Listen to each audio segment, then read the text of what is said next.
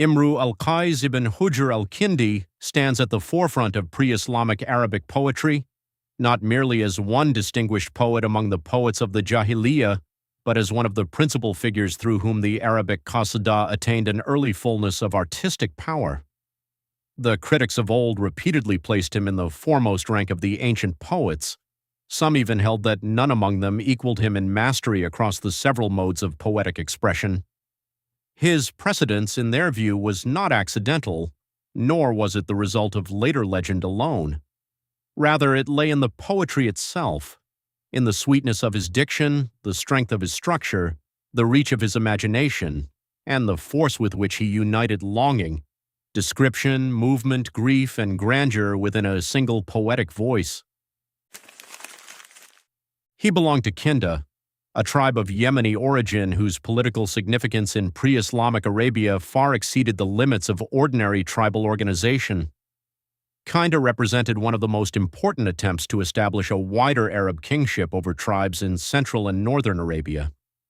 His father, Hujr ibn Amir, ruled over Asad and Ghattafan, and this rule itself arose in a world marked by disorder, tribal rivalry, and the repeated failure of local groups to restrain violence from within.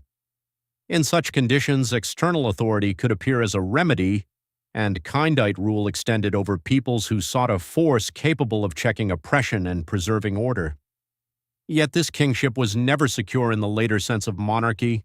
It rested not on durable institutions but on prestige, force, and the unstable acceptance of tribes whose allegiance could weaken, shift, or vanish altogether. Thus, Imru al-Qais was born not into settled sovereignty, but into a brilliance already shadowed by fragility. On his father's side, he belonged to the house of Aqil al-Murar. On his mother's side, he was linked to the noble line of Taghlib. The sources connect his mother to the family of Kulayb and al-Muhalhil, so that in his lineage were joined royal ambition and heroic tribal memory. Tradition remembered him under several names and epithets, among them al-Malik al-Dilil, the wandering king, and Dhul Quruh, the man of wounds. And each of these names preserved some aspect of the life by which he would later be known: kingship, wandering, suffering, and decline. The details of his birth and earliest years remain obscure, but the broad image transmitted by the tradition is clear. He was raised in luxury and ease, amid the enjoyments proper to a princely household. He grew up among wine cups, hunting, leisure, and the company of women, deprived of none of the pleasures available to the son of a king. Yet this abundance did not educate him into rule. On the contrary, the reports portray him as yielding himself to diversion, sensuality, and poetic dalliance, while neglecting the gravity expected of one born to political rank. His father is said to have resented his absorption in women and poetry, and to have tried in vain to occupy him with camels, horses, and flocks, only to discover that his son turned every occupation into wit, image, or desire. When all else failed, he drove him away. Whether every detail of these accounts is strictly historical or partly shaped by literary elaboration, the image they preserve is consistent, that of a brilliant young prince whose genius emerged first under the sign of pleasure rather than discipline. This early phase of his life cannot be separated from the social world in which he lived. Pre-Islamic Arabia was not a shapeless wilderness of impulse, but a world governed by kinship, honor, retaliation, hospitality, eloquence, and memory. Poetry occupied within that world a central place. It was not a decorative art added to life from without, but one of the chief means by which life was remembered, interpreted, and transmitted. Through it, tribes preserved their renown, their griefs, their landscapes, their loves, their journeys, and their conflicts. In such a society, the poet was not merely a singer of feeling, but a keeper of experience. Imru al-Qais became one of the greatest of these keepers because he gave language not only to desire and beauty, but to movement itself, to departure, exile, pursuit, fatigue, and the changing face of the world. This is why his poetry begins so often in memory.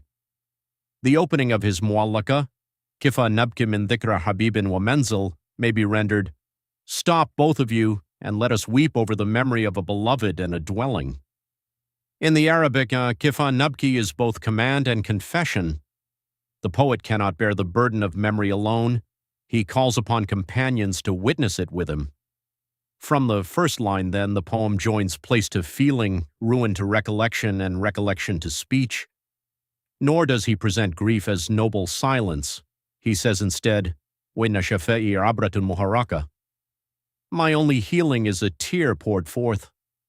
The wound is answered by utterance. The past is re-entered through language.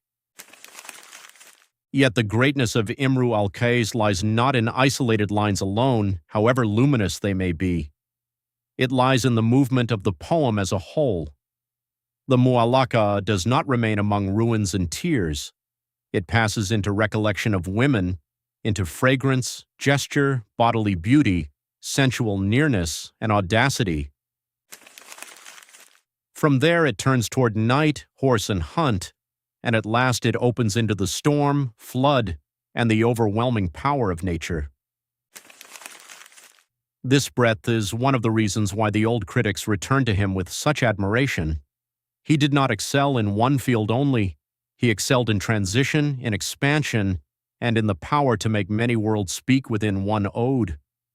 The poem is not a mere gathering of splendid fragments, but a unified act of poetic vision whose parts reinforce one another.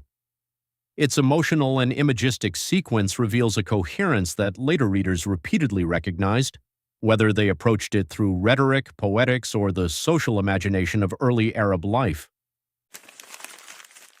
The tradition, however, never remembered him as a poet only. It also remembered him as a man of excess.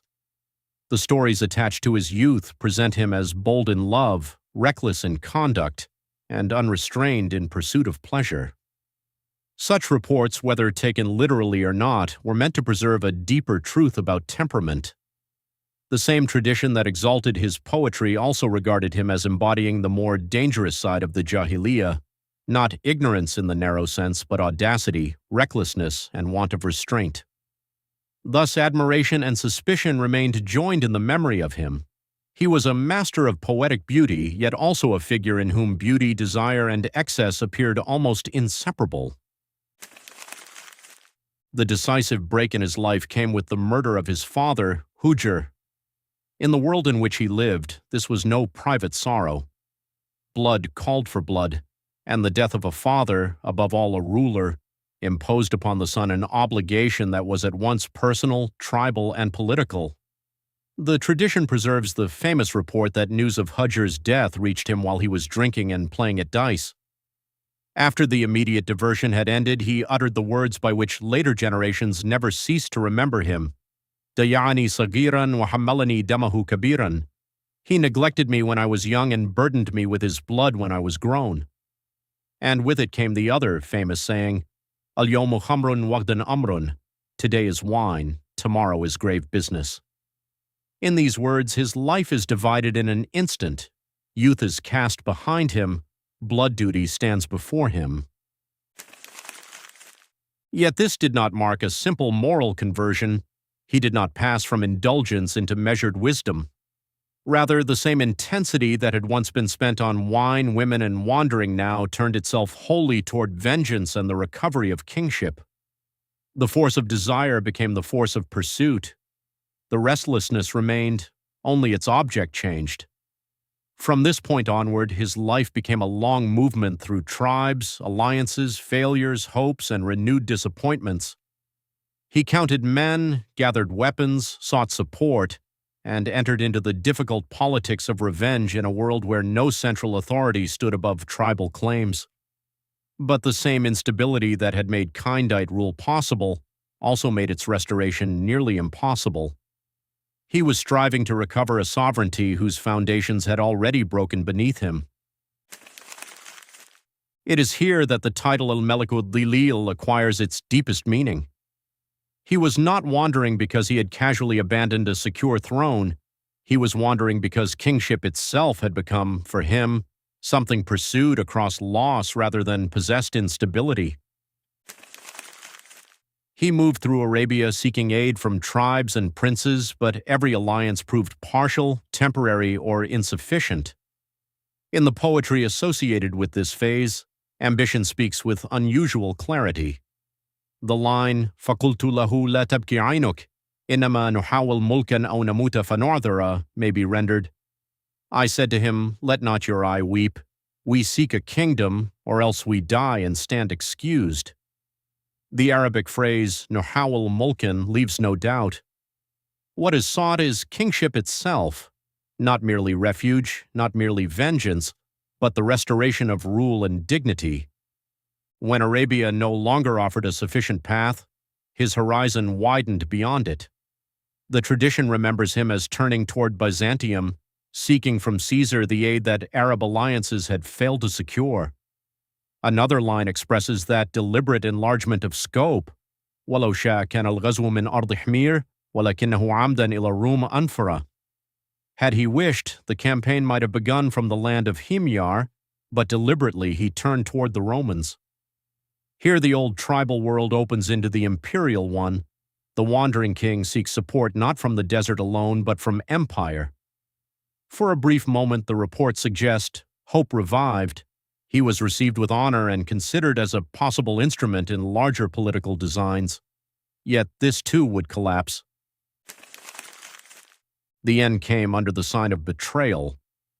The most famous account tells that through intrigue and slander, a poisoned robe was sent to him in the guise of royal favor, and that when he wore it, illness spread through his body until his skin broke into sores. Whether every detail belongs to strict history or to tragic literary shaping, the memory itself is eloquent. The man who sought restoration through imperial recognition was destroyed by a gift that concealed death. The verse associated with this end preserves the bitterness of that memory. لَقَدْ طَمَحَ الطَّمَّاحُ مِنْ بُعْدِ أَرْضِهِ لِيُلْبِسَنِي مِنْ دَائِهِ مَا تَلَبَّسَ. Al-Tama reached from his far-off land with the aim of clothing me in the very sickness with which he himself was clothed. In the Arabic, لِيُلْبِسَنِي مِنْ دَائِهِ مَا تَلَبَّسَ, treachery, clothing, and disease are fused into a single wound of meaning. From there, the tradition enters its final register: estrangement, bodily decline, and the nearness of the grave. The lines associated with his last phase are among the most moving in the whole corpus attached to his name. One declares, أَجَارْتَنَا إِنَّا غَرِيبَانَ هَهُنَا وَكُلُّ غَرِيبٍ لِلْغَرِيبِ نَصِيبٌ.